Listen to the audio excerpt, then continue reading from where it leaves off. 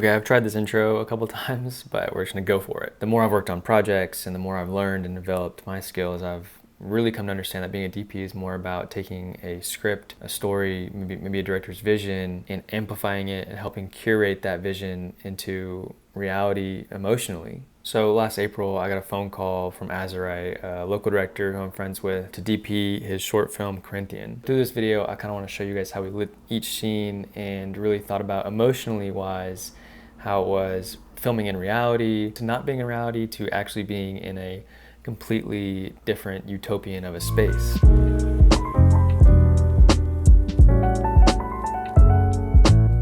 So looking at this first shot, we didn't really want to highlight the characters too much yet because that'll come later. Sort of soft light all around. Obviously we have this blue light coming in, almost keying him, and then as well as some orange backlight back here. We also have a like F21X, I think, boosting in, and this creates a nice skin tone on our cheek. I always love mixing in more of like a tungsten-y kind of look. I think this was like 3200. I actually don't remember, this is a while back, but I think adding a natural colored light with color really helps save skin tones. So another photo here, we really didn't want anyone to stick out too much. We wanted everyone to kind of feel on the same plane, the same level. So we have pretty low-key lighting here. You can see a lot of black, a lot of dark color here. We have a 300 Nova shooting in all this purple we see on his neck, kind of along her skin tones. We see on a collar over here, and then this purple all on the shirt.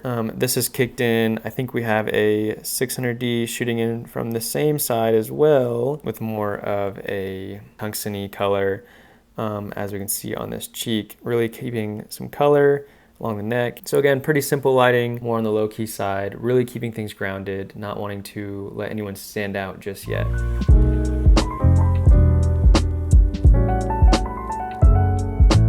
Now moving on, this is when reality starts to disappear and our utopian world slowly begins, but it takes a little bit of transition. And this is kind of when we can pull the characters out slowly from reality. And so we see that with the contrast of the hard lighting and the more aggressive lit faces and people. So right here we have our main character, nice and obviously presented forward compared to the background light-wise. We have this super dark background, whereas before people were almost lit pretty evenly across the board, but we have this hard key shooting in, really kind of glowing his left side. We didn't want to have too much shadow side, so we kicked a little bit of color in there with the Nova. This was more of a red, kind of purple color. And then I do think we also had the F21 on the side, really kind of just glistening on his nose right here a little bit and adding a little bit of fill. Now the reverse of this is a little different. We didn't have two spotlight mounts, so we had another 600 from over here, and it was pretty far back as well. And so we don't get, I would say, as harsh of a light side on what would have been his key reversed. But we have our Nova again kicking in. We really turned down the purple in this and made it closer to a white light. We as well, again, had that 21 on this side of him, shooting in, kind of filling, creating some nice color along his face and really not washing him out with color. Again, we really tried not to do that, but we see a lot of nice separation from the background here. This also helps because he was standing a lot further away from people than our other character previously, but really we don't see any hard light on our background whatsoever. I will say I'm a little bummed with how this turned out on his face.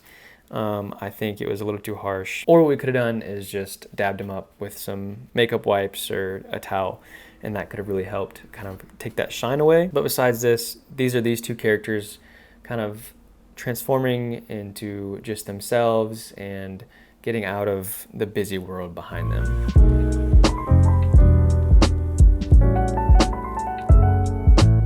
And boom, we are out of reality. We are into our own world here. Obviously, PD and wardrobe really help define this role as well. But let's just talk about this from a lighting standpoint. We have a nice spotlight mount coming in.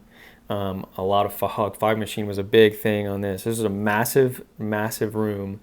It was like 3 football fields big, just a black room. So it was really interesting light. We have a F21 over here. kicking in as some fill we see on this pillar, as well as some of the front of his face right here, kind of down the legs. We had one nova more so up top. I guess it was more up here, up top, kind of shooting in at a really low percentage. And then we had another source over here with some just fill for these pillars as well.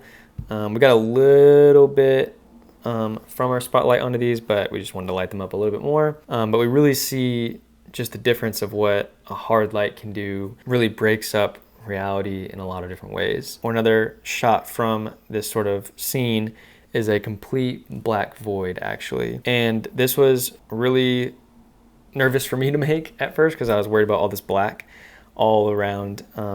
But actually, the Red Raptor did really well, and I don't think our blacks look too muddy. We lost a lot of reds and information all back here. But yeah, I think this really held up great. I do wish, outfit-wise, that we got some more onto our character on the left, although I think that has to do with this light over here. We did a cross-key lighting setup.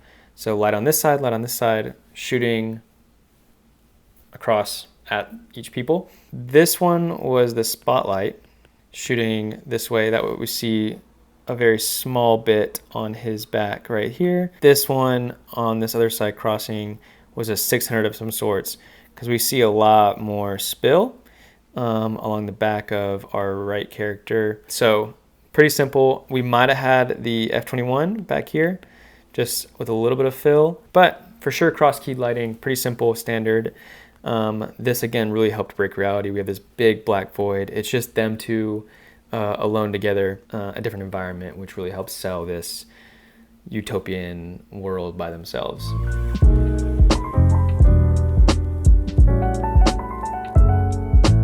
So really flipping worlds and moods here, we went from a super utopian imaginary world where everything was perfect to now the opposite, where reality is just sucks. Their night kind of got pooped on, as a lot of prom in movies go.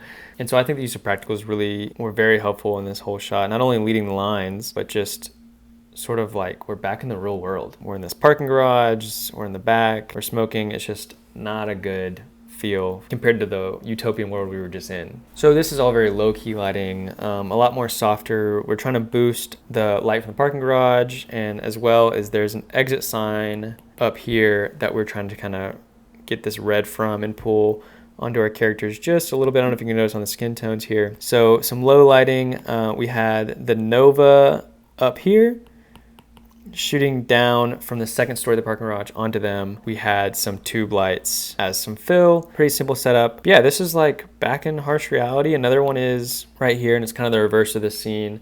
After the cigarette was passed over, smoke looks so freaking good in films always. But again, we have the Nova up here shooting down onto the characters. We have a exit sign up here that we're kind of kicking the red off to, and then some tubes as fill all around.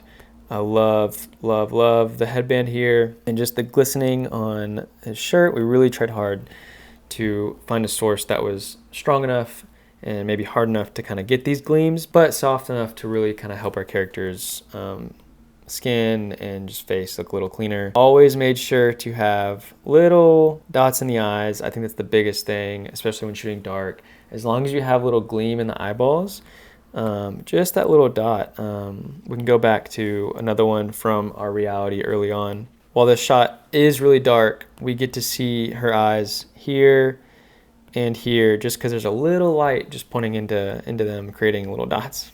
Looks kind of funny.